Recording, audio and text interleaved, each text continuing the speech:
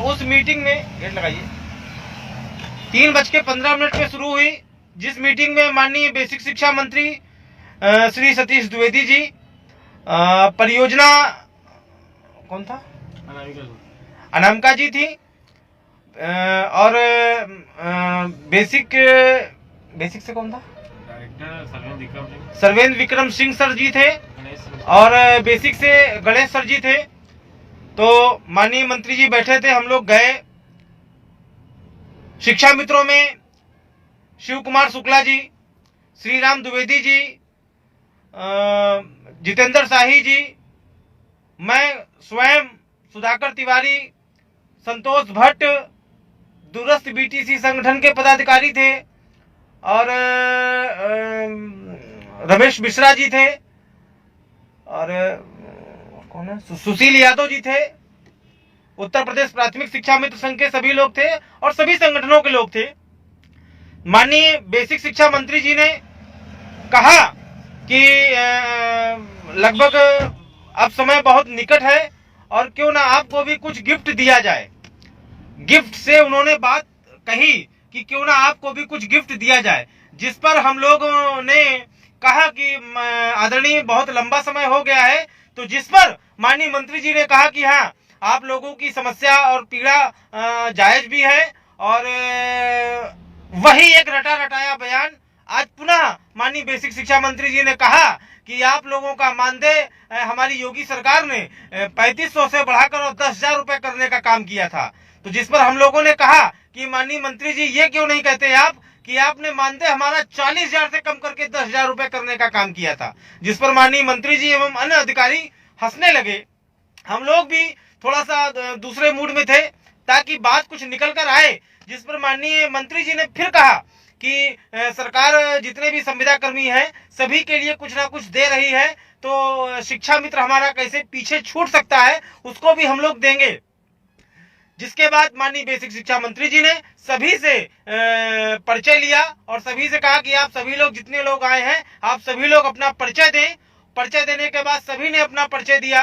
परिचय देने के बाद माननीय मंत्री जी ने कहा कि भाई हम कुछ लेकर आए हैं आप लोगों के लिए, तो चर्चा हो जाए। जिस पर शिव कुमार शुक्ला जी, उत्तर प्रदेश प्राथमिक शिक्षा मित्र संघ के प्रदेश अध्यक्ष आदरणीय शुक्ला जी के द्वारा कहा गया कि आदरणीय मंत्री जी सब कुछ आपके संज्ञान में है, विगत लंबे समय से हम लोग मांग भी कर रहे हैं और सब कुछ आपके संज्ञान में है, तो क्यों ना आपसे ही शुरुआत की जाए कि आप शिक्षा मित्रों को क्या देना चाहते हैं। जिस पर जितेंद्र शाही और शुक्ला जी और अन्य लोग थे, सभी ने कहा कि माननीय मंत्री जी पहले आप शुरू करें और आप बतावें कि आप अपने पिटारे में क्या लाए हैं।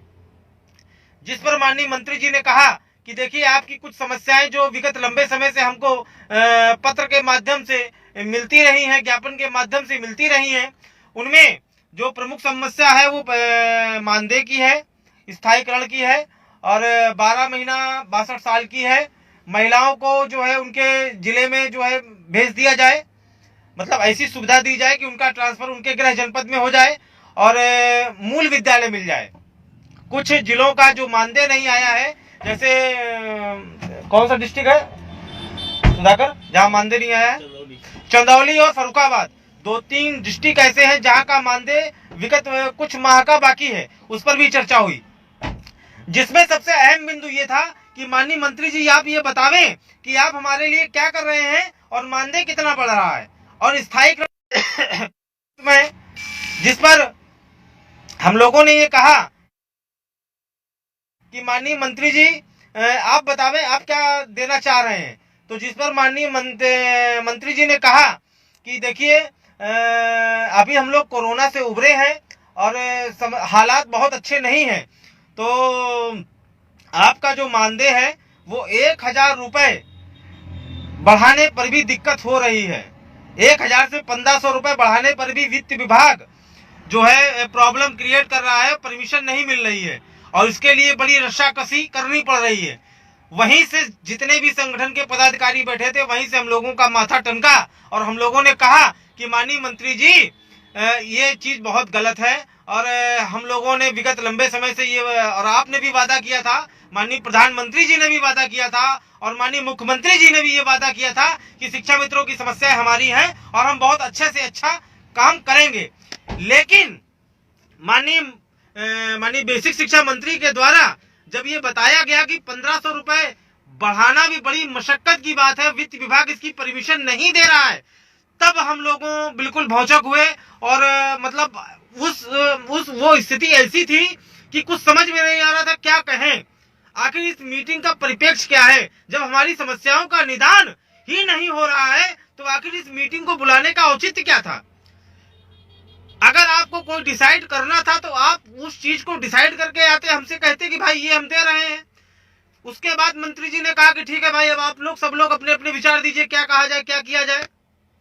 जिसपे आदरणीय जितेंद्र शाही और परम आदरणीय शुक्ला जी के द्वारा ये कहा गया कि स्थायीकरण की व्यवस्था आप कीजिए, 62 साल की सेवा कीजिए, 12 महीने की हमारी व्यवस्था करिए और एक ऐसी व्यवस्था कर दीजिए कि हमारा परिवार भूखों ना मरे, हम अपने परिवार के बच्चों की पढ़ाई लिखाई एवं शादी उनकी बहुत अच्छी तरीके से कर सके।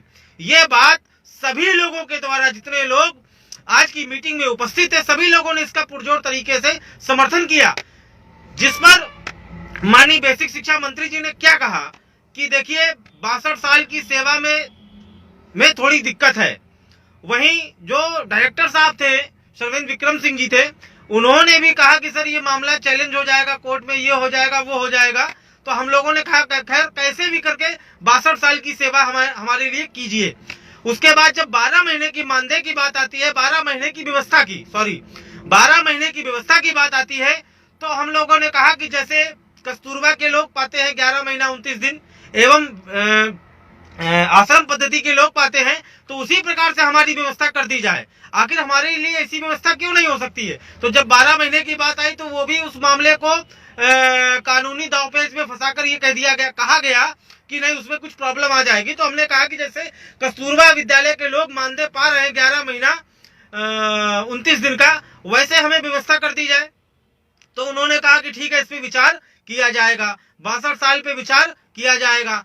मानदेय के लिए जो एक मोटी बात समझ में आई कि वर्तमान में भारतीय जनता पार्टी की सरकार शिक्षा मित्रों का मानदेय बहुत ज्यादा बढ़ाएगी, तो 2000 रुपए से ज्यादा नहीं बढ़ेगा। क्योंकि आज की मीटिंग में 1000-1500 की बात पे ही उन्होंने कहा कि वित्त विभाग इसकी परमिशन नहीं दे रहा है।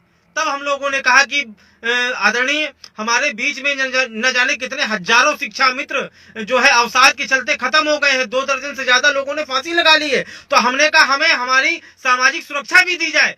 जिस पर मेरे द्वारा जो एम्प्लॉयमेंट प्रोविडेंट फंड का जो मामला विगत 5 साल से ज्यादा चल रहा है, जिसमें लगभग पूरे प्रदेश से 2 दर्जन से ज्यादा 80 करोड़ रुपए की रिकवरी की जा चुकी है, इससे भी मैंने अवगत कराया। तो माननीय बेसिक शिक्षा मंत्री ने उस प्रकरण को समझते हुए और परियोजना निदेशक क्या नाम है, अनामिका जी को ये कहा कि इस मामले को देखिए क्या मामला है।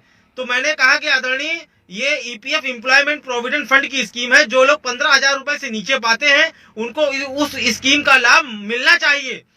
तो उन्होंने कहा कि ठीक है, इस प्रकरण की हम जांच कराते हैं और क्या मामला क्या नहीं है। कुल मिलाकर अंतोगत्वा केवल एक बात निकल कर आई कि हम सभी जो लोग उम्मीदें पाल कर गए थे, जो हमें बताया जा रहा था, एवं जो हमारे बीच कुछ ऐसे धूर्त और राक्षस प्रवृत्ति के लोग घुसे हैं जो आपको डेली हेडमास्टर और प्रधानाध्यापक सहायक अध्यापक बनाते हैं, उनका वेतनमान दिलाने की बात करते हैं, आज उस पर पूर्ण तरीके से पूर्ण विराम लग गया है। पूरी तरीके से जो माननीय बेसिक शिक्षा मंत्री जी ने कहा कि हम आपका मानदेय 1000-1500 रुपए से ज्यादा नहीं बढ़ा सकते हैं, जिसके लिए माननीय मुख्यमंत्री जी की परमिशन लेनी पड़ेगी और उस परमिशन के बाद ही हम आप सभी लोगों को अवगत कराएंगे, पुनः एक बार मीटिंग रखेंगे।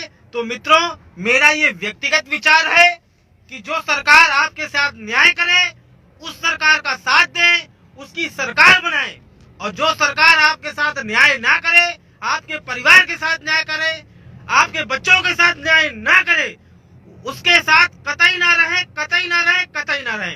जय हिंद, जय भारत, जय शिक्षा मित्र।